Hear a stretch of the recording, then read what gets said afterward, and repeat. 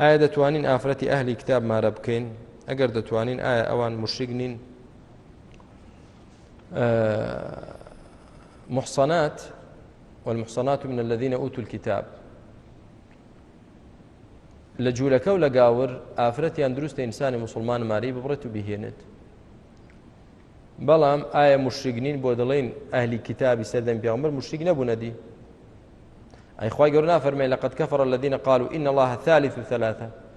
إخوة هر لو كاتجنا عندو إن الله ثالث ثلاثة كاتج خو مشرق بون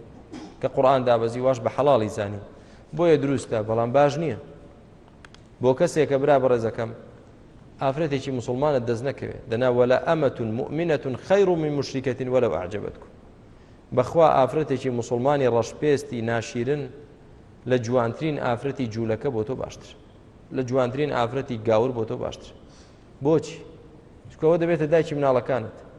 جوولەکەیەک دایکی مناڵەکانت بێ یا گاورێک نەسڵانێک دایکی مناڵت بێ دەبێت چۆنی پەروەردەکە بۆیە بەڵام کەسێکە بۆ نمونە لە ئەوروپا دەژیت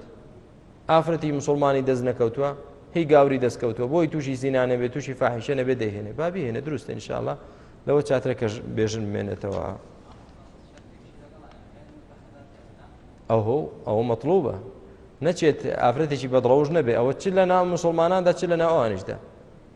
یعنی چه ئافرەتی مسلمان ئەگەر بزانیت بەغیەیە ڕەفیقی تری هەیە چه ئەهلی کتاب کە بزانی بەدڕەوشتە ئەوە بە هیچ شێوازێک نابێ چونکە وەزانیەت لا ينكحها إلا زان أو مشرك